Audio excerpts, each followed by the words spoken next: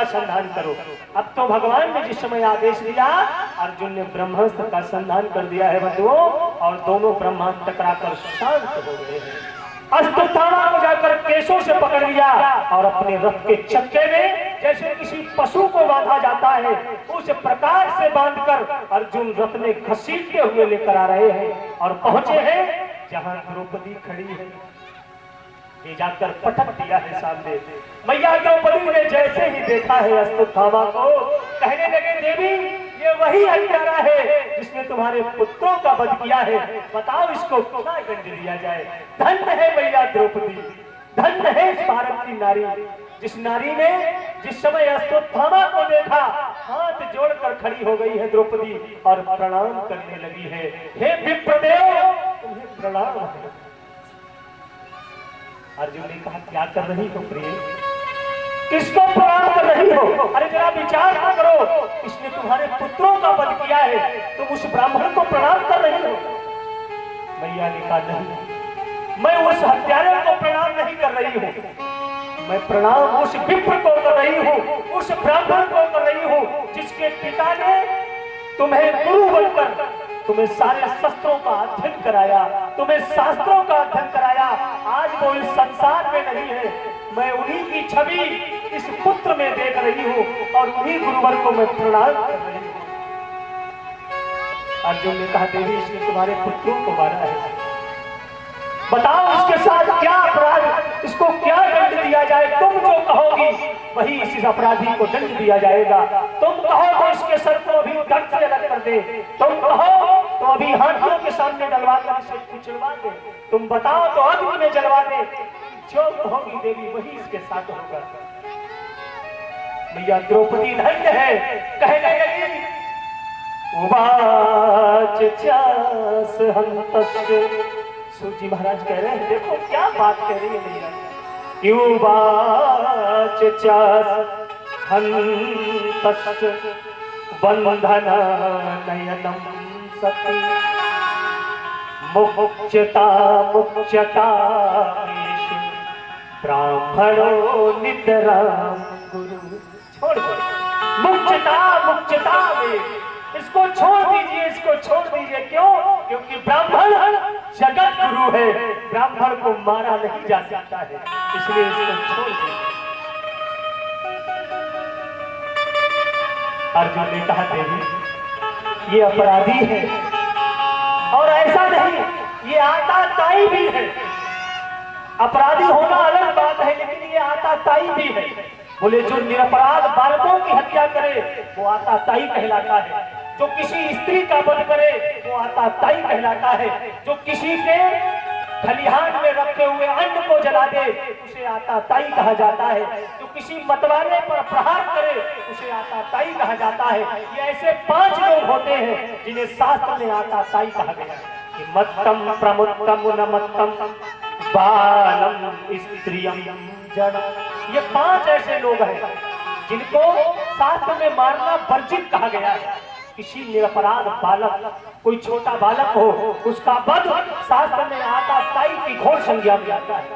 देवी इसने तुम्हारे पुत्रों का वध किया है और तुम कहते हो इसे छोड़ दे, कैसे छोड़ दे इसको?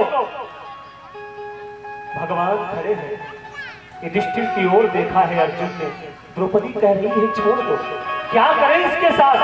क्योंकि आप धर्म के जानने वाले हैं, आप बताओ क्या करना चाहिए इसके साथ। युधिष्ठिर ने कहा भैया धर्म के विपरीत कोई कार्य हमें नहीं करना चाहिए, धर्म जो कहता हो वही करना चाहिए। क्योंकि धर्म की जहां बात आती है वहां जरा विचार करना, जिस समय लखन को शक्ति लगी है, लखन भैया लेते हैं, सुखेन वैद्य को लाया गया है, रात रात में हनुमान जी सुखेन वैद्य को सहित ले आए हैं, घर सहित उतारकर। सुखैन सामने बैठा है। राम ने कहा अरे सुखैन तुम मेरे भैया के प्राणों को बचा सकते हो, बताओ उसे कौन सी औषधि की आवश्यकता है?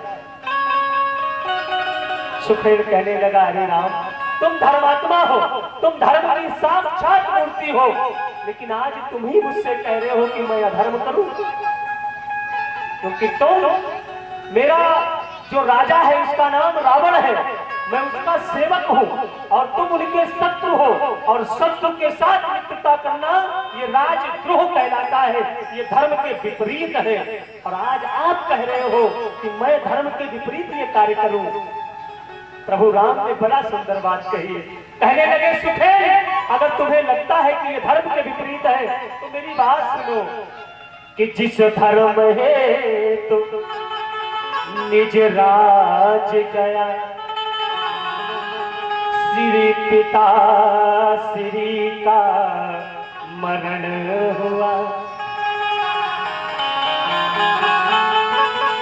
जिस धर्म है भटका, सीता प्यारी का हरण हुआ।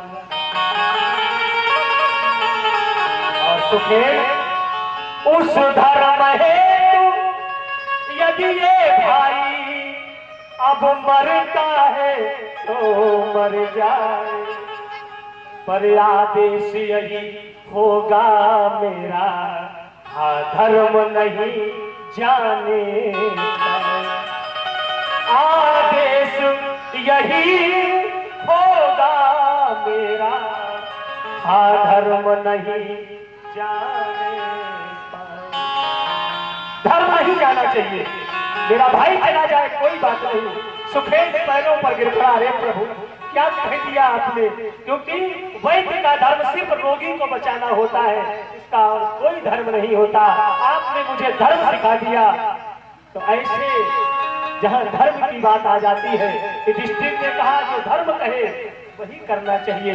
हमारे भले ही पुत्र मारे गए, इस ब्राह्मण ने मारे हैं, लेकिन अगर ब्राह्मण को दंड नहीं दिया जा सकता तो फिर जो धर्म कहता है इसके साथ वही करता।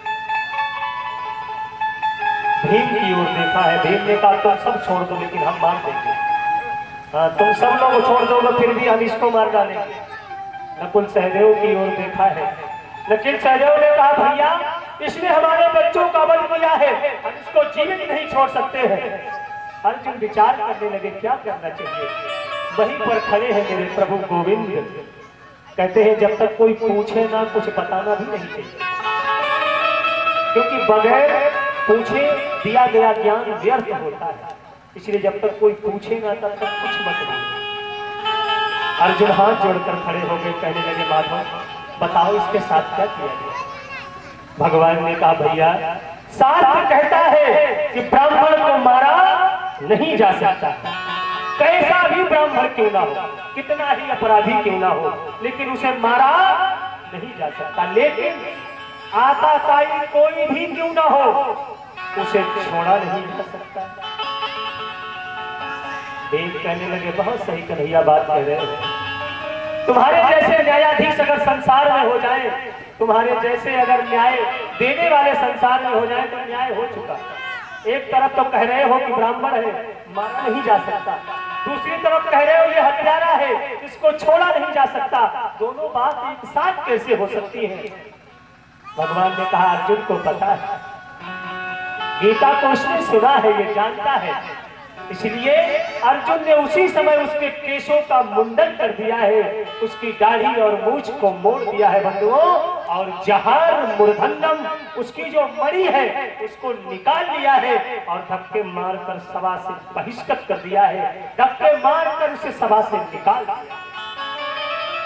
शास्त्र कहता है ऐसे ही ब्रह्म बंधुर नाम ब्रह्महत्वं नासितं मया। ब्राह्मण की हत्या इसी प्रकार से कर देनी चाहिए। ब्राह्मण का समाज में अपमान हो जाए, भरी सभा में उसका अपमान हो जाए तो वो नग्न खुद मांगने लगता है कि हे प्रभु अब हमें उठा लो। इसलिए जिसका समाज में बड़ा सम्मान हो, जिसका समाज में बड़ा मान हो, प्रतिष्ठा हो, और उस व्यक्ति का अगर समाज में धक्के मारकर उसका बहिष्कार कर दिया जाए तो वो व्यक्ति जीते जी ही मर जाता है, उसे मारने की जरूरत नहीं पड़ती है। इस समय ये जा रहा है बंधुओं, धक्के मारकर सभा से निकाला गया है, विचार करता हुआ जा रहा है कि लोगों ने मुझे मारा नहीं, मुझे छोड़ दिया है और मेरा अपमान किया है, मुझे धक्के मारकर निकाल दिया है, मैं इनके वंश का समूल नाश कर दूंगा। देखो इसी को कहते हैं कि जो लोग ऊंचे कुल में पैदा हो गए, जरूरी नहीं कि उनकी बुद्धि भी ऊंचे कुल वाली हो गई। जो ऊंचे स्थान पर पहुंच गए, जरूरी नहीं कि वो उस लायक थे। कभी कभी क्या होता है, ऊंच निवास नीच करतूती। कभी कभी ऊंचे स्थान पर बैठकर लोग बड़ी नीची हरकत करते हैं। जरा इसे विचार करना चाहिए था। इन्होंने हमारे प्राणों को छोड़ दिया, लेकिन क्या विचार कर रहा है, इन्होंने मेरा अपमान किया है, मैं इनके वंश का समूल नाश कर दूंगा। अब तो ब्रह्मास्त्र का पुनः संधान किया और विचार कर रहा है कि जिस समय अभिमन्यु मारा गया था, उस समय जो उत्तरा थी वो गर्भ से थी, इसलिए वो बालक जब तक रहेगा तब तक पांडव वंश आगे चलेगा। इसलिए उस वंश को ही मुझे समाप्त करना है और उसी गर्भ को लक्ष्य करके इसने ब्रह्मास्त्र का संधान कर दिया है।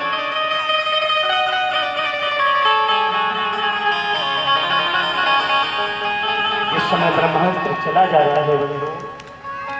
मैया उत्तरा के गर्भ के जिस समय जाकर ब्रह्मास्त्र जलाने के लिए उद्यत हुआ है, उत्तरा भाग खड़ी हुई है और इधर मेरे गोविंद जाने की तैयारी कर रहे हैं, द्वारिका वापस जाने की तैयारी कर रहे हैं। रथ तैयार खड़ा है, एक चरण मेरे प्रभु का रथ के ऊपर है, दूसरा चरण मेरे प्रभु का भूमि पर है। एक हाथ से मेरे गोविंद ने ध्वजा को पकड़ रखा है, सुंदर बांकी झांकी है, पीतांबर लहरा रहा है। मैया उत्तरा भाग कर पहुंची है और पैरों को पकड़कर रोने लगी, कहने लगी, अरे मामा जी हमारी रक्षा करो, हमारी सुरक्षा करो। पाहि पाहि महायोगी देव देव जगत पते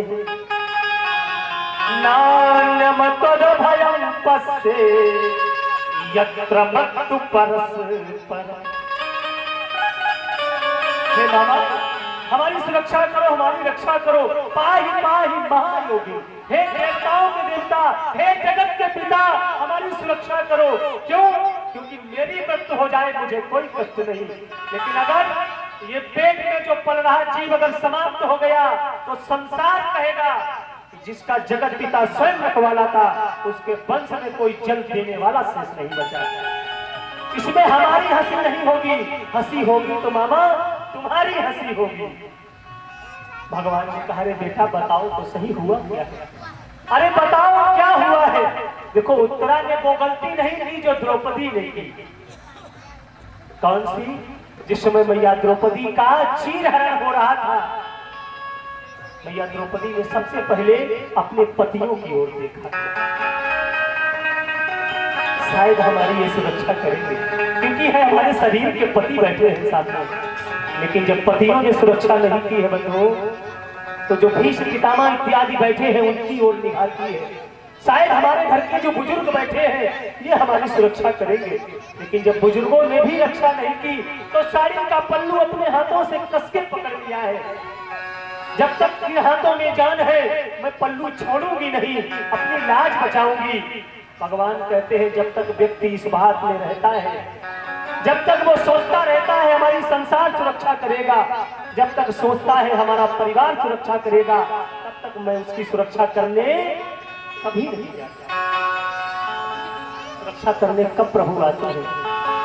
जब द्रौपदी ने हाथ का जो पल्लू पकड़ रखा है, जब देखा बचेगी नहीं लाज, उसको भी छोड़ दिया है, हाथों को ऊपर खड़ा कर दिया और कहने लगी, गोविंद अब मेरी सुरक्षा तुम्हारे हाथ में है। एक पल नहीं लगा, मेरे प्रभु प्रकट हो गए हैं और साड़ी बढ़ाना प्रारंभ कर दिया है। बोले भक्तवत्सल भगवान। भगवान कहते हैं एक बार कोई मुझे हृदय से पुकार कर तो देखे, एक बार कोई अंदर से आवाज देकर तो देखे। उसे आवाज देने में समय लगेगा, मुझे आने में समय नहीं लगेगा।